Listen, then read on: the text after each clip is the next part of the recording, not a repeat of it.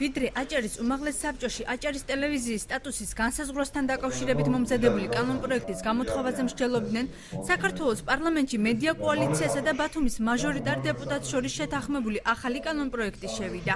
აპრილის დასაწყისში ორივე კანონპროექტი, ერთი აჭარის უმაღლესი საბჭოდან დადგენილი და მეორე საინიციატივო ჯგუფიდან, რომლის ინიციატორი ქალბატონი ელისო ჩაფიძეა, ანუ განათლებისა, კულტურისა და მეცნიერების კომიტეტის თავმჯდომარის მოადგილე. აი ეს კანონპროექტები ორივე იყო გამოწვეული, მიდიოდა დამუშავება, მიდიოდა შეჯერება პოზიციების და დღეს ეს კანონპროექტი უკვე შეტანილი არის და მისი ინიციატორები არიან ქალბატონი ელისო ჩაფიძე და ბატონი მურმან დუმბაძე. დეპუტატებმა დღის წესრიგიდან საკითხის ამოღება იმის გამო გადაწყვიტეს, რომ მათთვის ალტერნატიული კანონპროექტის შესახებ დღეს გახდა ცნობილი. პარლამენტმა გააწყვიტა, რომ მოეხდინა შეჯერება მონიკა ორი კანონპროექტის, 2-3 დღე ვებგვერდზე გამოჩნდა ახალი კანონპროექტი. ვფიქრობ, რომ ჩვენი მოთხოვნები დიდი ნაწილი გათვალისწინებულია.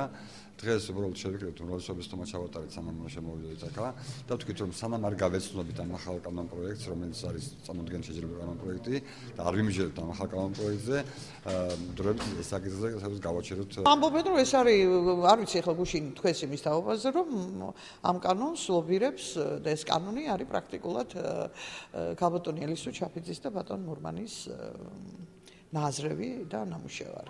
დაწუნებული იქნა ორთავე, ეს იმას ნიშნავდა, რომ არსებობდა რაღაც მესამე ვერსია და ეს გახლავთ სწორედ ის მესამე ვერსია, რომლის მოლოდინში ვიყავით. დეპუტატები ახალ კანონპროექტს სიღრმისეულად არ იცნობენ, თუმცა აცხადებენ, რომ მათი შენიშვნები გათვალისწინებულია.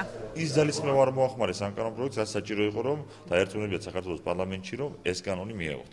მე პირადად ვეწინააღმდეგები ვფიქრობ, რომ კი არ ვეწინააღმდეგები, ვფიქრობ, რომ არ უნდა ყოფილიყო, თქვა და ყოფილიყო რეგიონალურ მოსკოვ არის სიპი. თუ დანარჩენი ახლა ის რომ ბორდი ყავს იმ სტატუსის დღეს არსებობს უკანონოდ აღარ იარსებებს, კანონიერი სახე ექნება, ის იქნება რომ ღია კონკურსი დაირჩევა და დაირჩევს უმაღლესი საბჭო ბორდის წევრებს და შემდეგ ისინი დანიშნავენ დირექტორი და დირექტორი იმოქმედებს კანონის შესაბამისად. გენო გელაძის განცხადებით ის რომ უმაღლესში კანონპროექტის გამოთხოვა განიხილებოდა, მათ საკანონმდებლო ორგანოს უსუსურობაზე მიუთითებს. დაადასტურა უმაღლეს საბჭომ, მას დამოუკიდებლობის ხარისხი აქ დაბალი. სამწუხაროდ არის ფაქტი ეს, თორე სხვა მიზეზი ვერ იქნებოდა ამისი. თუკი უმაღლეს საბჭო თვლიდა, რომ ის ვერსია, რაც მას არადგინა, იყოს სწორი.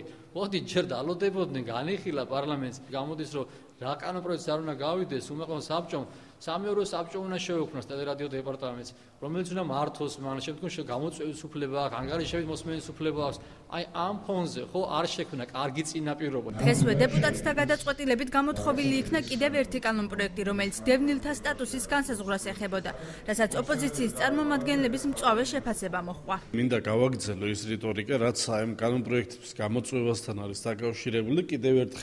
კიდევ ერთი კანონპროექტი გამოვიწვიეთ, რომელიც აუცილებელი არის რეგიონისთვის. ეს არის უბრალოდ კიდევ ერთი თითის დაქნება საქართველოს პარლამენტიდან, რომ რაღაცას უშლით ალბათ ხელს ეს კანონპროექტი და დაურეკენ ან დაუძახენ და გამოიწვიენ კიდე. მე ვფიქრობ, რომ ეს ტენდენცია იქნება დამღუპველი უმაღლეს საბჭოს მომავალი განვითარებისთვის. დეპუტატთა განცხადებით აჭარის ტელევიზიის სტატუსის განსაზღვრა არსებული ბიუჯეტის ამოწურვამდე მოესწრება.